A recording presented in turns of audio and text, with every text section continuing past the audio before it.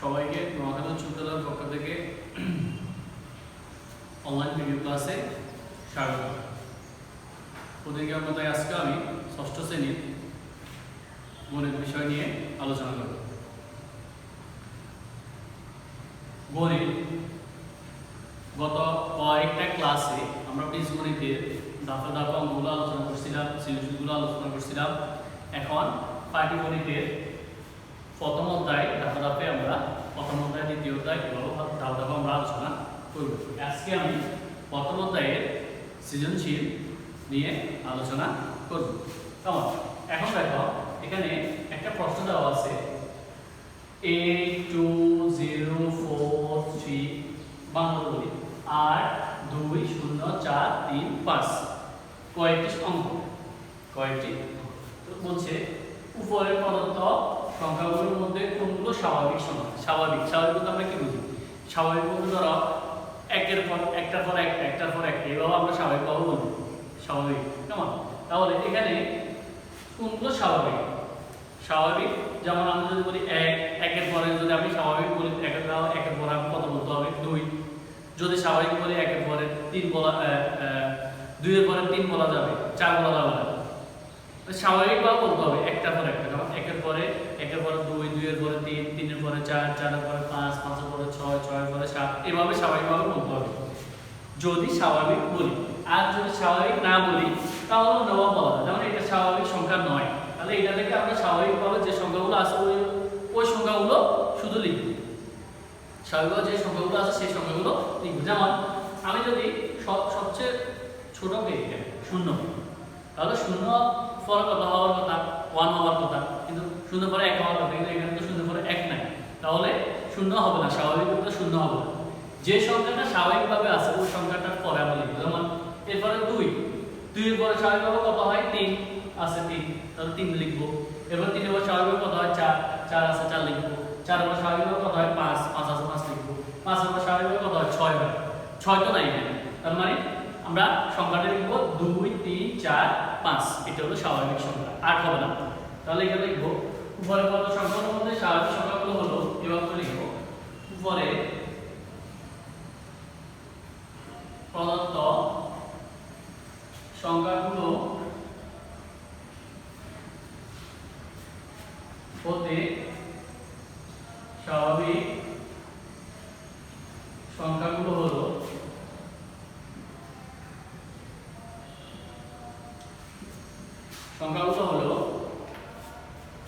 2 3 4 5। ঠিক আছে, 2 3 4 5 উত্তর এটাই শেষ। এটাই উত্তর। কেমন? এরপরে তারপরে বলা হয়েছে আমরা এই নিয়মে সবগুলো গত পাইবা। আবার বলতেছি এটা। কেমন? আমরা স্বাভাবিক বলতে কি বুঝি?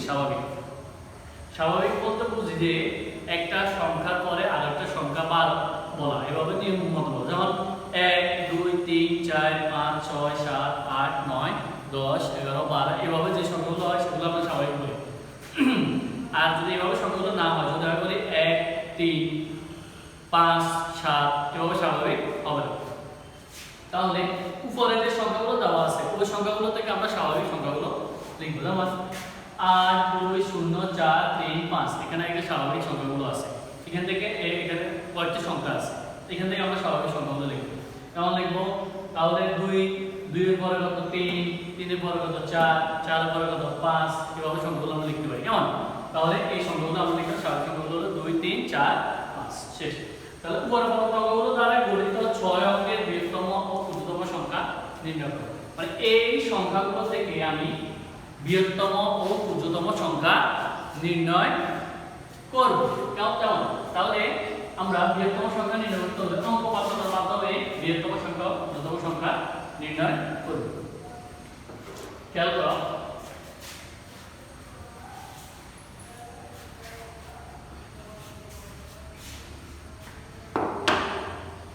তাহলে লিখব অঙ্ক পাঠ্যের মাধ্যমে। তাহলে আগে আমরা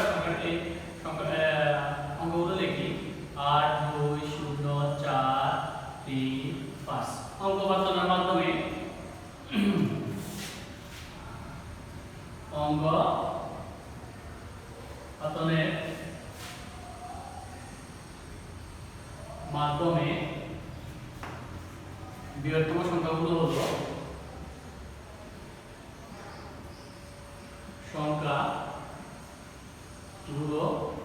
হলো ধরো এখানে আমি বৃহত্তম গুলো লিখবো, মানে বৃহত্তম সংখ্যাগুলো অধক্রম হিসাবে নির্ণয় করবো। অধক্রম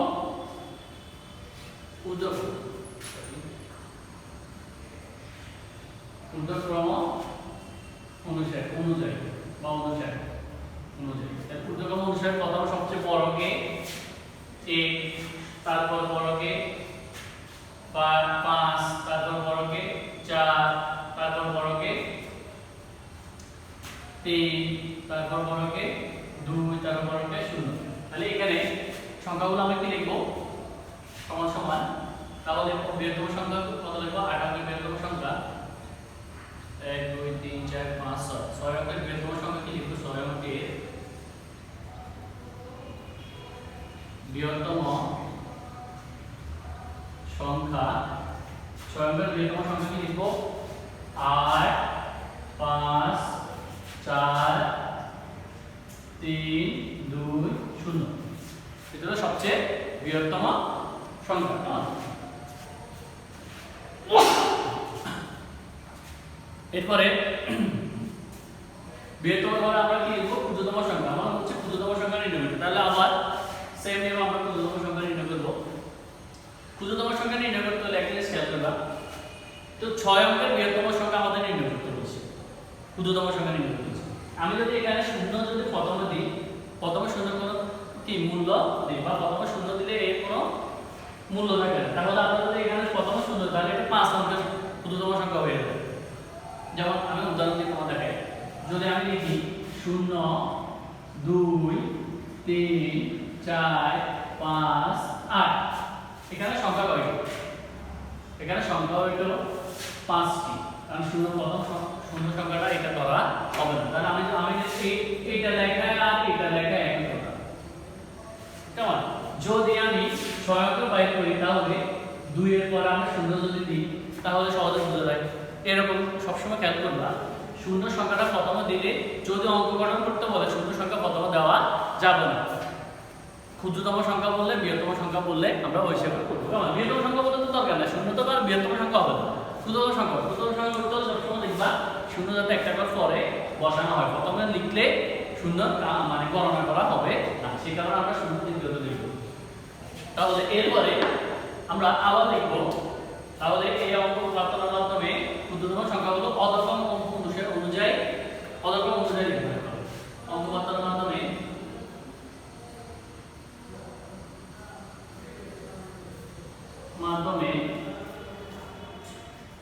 ক্ষুদ্রতম সংখ্যাগুলো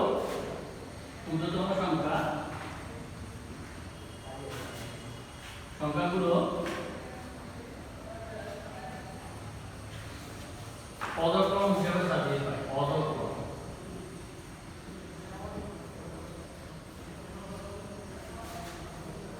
সাজিয়ে পাই। কেমন? অধক্রম হিসেবে সাজিয়ে পাই। অধক্রম বলতে কি বোঝানো হয়েছে? মানে ছোট থেকে বড়। এখন ছোট থেকে যদি শূন্য প্রথমে দিই তাহলে তো হবে না, তাহলে লিখবো প্রথম কথা, তাহলে লিখবো শূন্য না লিখি প্রথমে লিখবো কত? 2, তারপর লিখবো শূন্য, কেউ না লিখে সরাসরি লিখবো 2 0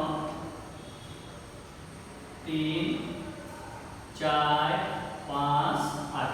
তাহলে 6 অঙ্কের ক্ষুদ্রতম সংখ্যাটি হলো 6 অঙ্কের ক্ষুদ্রতম সংখ্যাটি হলো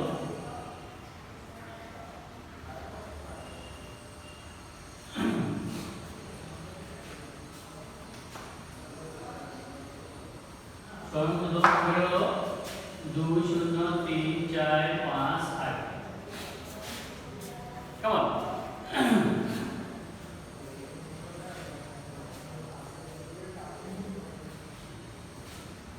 6 অঙ্কের ক্ষুদ্রতম সংখ্যা হলো 2 0 3 4 5 8। আবার বলতেছি, তাহলে আমরা বলছি উপরের পদগুলো দ্বারা গঠিত 6 অঙ্কের বৃহত্তম ক্ষুদ্রতম সংখ্যা নির্ণয় করো। তাহলে 6 অঙ্কের বৃহত্তম সংখ্যা নির্ণয় করলাম এবং ক্ষুদ্রতম সংখ্যা নির্ণয় করলাম। তাহলে আবার দেখাচ্ছি, দেখো খ নম্বর। তাহলে এই পয়েন্টটা হলো প্রশ্ন, অঙ্ক পাতানোর মাধ্যমে বৃহত্তম সংখ্যা হলো ঊর্ধ্বক্রম হিসেবে সাজাই। ঊর্ধ্বক্রম বলতে ধরো বড় থেকে ছোট দিকে যাব, কেমন, বড় থেকে ছোট দিকে যাব। আর এরপরে এটা নির্ণয় করার পরে 8 5 4 3 2 0, তাহলে এখানে সবচেয়ে বড়কে 8, তারপরে 5, তারপর 4, তারপর 3, তারপর 2, তারপরে 0। এটা হলো বৃহত্তম সংখ্যা। এবারে ক্ষুদ্রতম সংখ্যা আমরা জানি অঙ্ক পাতানোর মাধ্যমে ক্ষুদ্র সংখ্যা অধকর্ণ অনুযায়ী সাজিয়ে পাই। তাহলে সবচেয়ে শূন্য প্রথমে দেওয়া, যদি আমরা শূন্য প্রথমে দিই তাহলে এটা 6 অঙ্কের হবে না, 5 অঙ্কের হবে। ঠিক আছে, তাহলে শূন্য প্রথমে দিলে সংখ্যাটা আর এভাবে হবে না। আমরা এটাতে উদাহরণ দেখিয়েছিলাম, কেমন। দেখো তাহলে তাহলে আমরা আবার অঙ্কটা 6 নম্বর প্রশ্ন আবার একবার বলতেছি। 8 2 0 4 3 5 অঙ্ক পাতানোর মাধ্যমে বৃহত্তম সংখ্যা হলো অধক্রম অনুযায়ী সাজিয়ে। তাহলে অধক্রম বলতে বড় থেকে ছোট, আর ঊর্ধ্বক্রম বলতে ছোট থেকে বড়। তাহলে 8 5 4 3 2 0, এটা হলো ঊর্ধ্বক্রম। কেমন, 6 অঙ্কের বৃহত্তম সংখ্যা তাহলে কি হবে? 8 5 4 3 2 0। তাহলে আবার অঙ্ক পাতানোর মাধ্যমে ক্ষুদ্রতম সংখ্যাগুলো অধক্রম অনুযায়ী সাজিয়ে পাই। 2 0 3 4 5 8, যেহেতু শূন্য প্রথমে দেওয়া যাবে না, শূন্য যদি প্রথমে দেয় তাহলে এটা হলো কত সংখ্যা?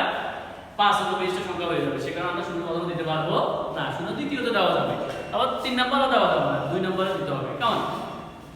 এরপরে 6 অঙ্কের ক্ষুদ্রতম সংখ্যাটি হলো কত? 2 0 3 4 5 8, কেমন।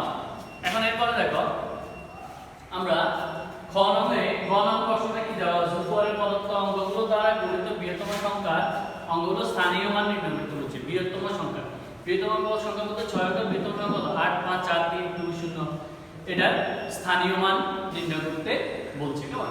একটু খেয়াল করো, তাহলে আমরা দেখবো কিভাবে ক নম্বর সমাধান করা হবে, কেমন।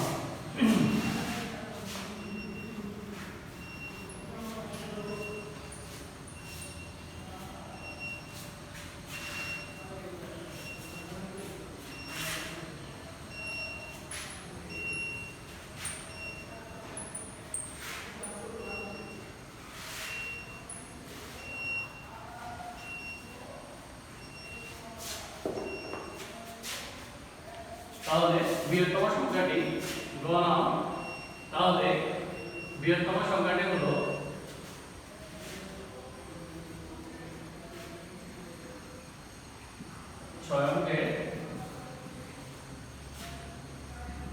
বৃহত্তম সংখ্যাটি হলো বৃহত্তম সংখ্যা 8 5 4 3 2 0। তাহলে এখানে আমরা স্থানীয় মানগুলো লিখব, কেমন। তাহলে 0 এর এভাবে লিখা যায়, 0 এর স্থানীয় মান কত? এর স্থানীয়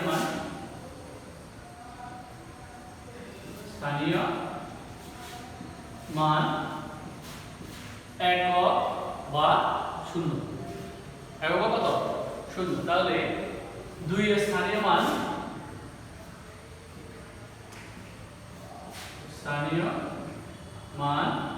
কত লিখবো? 20 লিখবো। কত? 20। এই সংখ্যাটা হলো দশক, কেমন, দশক। তাহলে আমরা মান দশক বা কত? 2 0, 2 এর পর যতটা করা হবে, মোট কথা যে সংখ্যাটা স্থানীয় মান নির্ণয় করে এর পর যত সংখ্যা ততটা শূন্য হবে, কেমন। তারপরে 3 এর স্থানীয় মান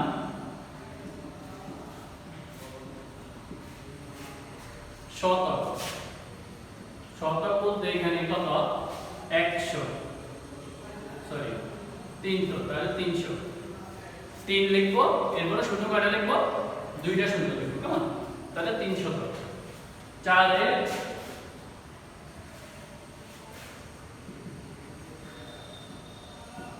স্থানীয় মান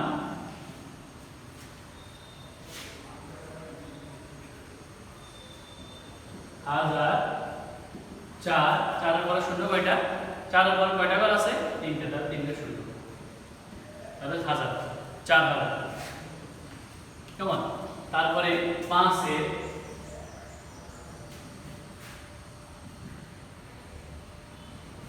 স্থানীয় মান হবে অযুত। অযুত মানে কত? 5, 5-এর পরে শূন্য কয়টা? 4টা, কারণ 5-এর পরে ঘর কয়টা? 4টা আছে, সে কারণে 5-এর পরে 4টা ঘর আছে, সে কারণে আমরা 4টা শূন্য দিয়েছি, তাহলে কত হবে? 50,000। কেমন? তারপরে আরেকটা স্থানীয় মান কত? লক্ষ। লক্ষ তাহলে কত? 8, শূন্য কয়টা হবে? 5টা, তার মানে কত? 8 লক্ষ। কত লক্ষ? 8 লক্ষ। কেমন? এই নিয়মে আমাদের অঙ্ক করতে হবে। তাহলে এই অঙ্কটা আরো খেয়াল করো, এভাবে করলেও হবে। তোমরা যদি অন্য নিয়ম করো, বুঝে দিতে পারো, তাহলে সেটাও হবে। কেমন? যেভাবে করো উত্তর ভালোভাবে দেখে তারপরে সবসময় এটার অ্যান্সার নাম্বার দেওয়া হবে। কেমন? যেমন 8, 2, 0, 4, 3, 5, এর 6, এটি 6 অঙ্কের বৃহত্তম সংখ্যা। এর মধ্যে 6 কে বৃহত্তম সংখ্যা, এটা এখানে সংখ্যা কয়টি আছে? 6টি। 1, 2, 3, 4, 5, 6, 6টি আছে। কেমন? তাহলে এটা বৃহত্তম সংখ্যা। বৃহত্তম বলতে কি? আমরা আগে আলোচনা করছি, বৃহত্তম হলে বড় থেকে বড় সংখ্যাটা, মানে বড় হচ্ছে বড় সংখ্যাটা কি? বৃহত্তম সংখ্যা। তাহলে বৃহত্তম হলে প্রথমে 8 লিখবো, তারপর 5, তারপর 4, তারপর 3, তারপর 2, তারপরে 0, এভাবে করে লিখবো। কেমন? তাহলে 0 এর স্থানীয় মান একক, তাহলে 0। 2 এর স্থানীয় মান দশক, মানে 2 0। 3 এর স্থানীয় মান শতক। মোট যে সংখ্যাটা লিখবো, এই সংখ্যার পরে যদি অন্য কোনো সংখ্যা বাকি থাকে তাহলে সেটা লিখে ফেলবে। ওর সংখ্যার বদলে আমরা 0 লিখবো। কেমন? 0 এর স্থানীয় মান কত? একক বা 0। 2 এর স্থানীয় মান কত? দশক বা 20। কেমন? বা 20। 3 এর স্থানীয় মান কত? শতক বা 300। 4 এর স্থানীয় মান হাজার বা 4000। তারপরে 5 এর স্থানীয় মান, হলো অযুত। কেমন? অযুত হলো 5 লিখবো, আর 5 এর পরে সংখ্যা কয়টা আছে? 1, 2, 3, 4, 4টি আর 4টি শূন্য লিখবো। তারপরে 8 এর স্থানীয় মান হলো 8 লক্ষ। একক, দশক, শতক, হাজার, অযুত, লক্ষ। কেমন? তারপরে লক্ষ 8, 8 এর পরে শূন্য কয়টা? সংখ্যা কয়টা? 1, 2, 3, 4, 5, 5টা সংখ্যা। কেমন? 5টা শূন্য লিখবো। কেমন? এটা হলো এইভাবে আমাদের করতে হবে। এটা হলো নিয়ম, এই নিয়মে অঙ্ক করবো। কেমন? তারপরে এই সৃজনশীলের পরে আমরা আরো সৃজনশীল নিয়ে আগামী ক্লাসগুলোতে আলোচনা করব। তোমরা বাসায় পরীক্ষা ভালোভাবে দিবা। কেমন? ওকে, সবাইকে ধন্যবাদ।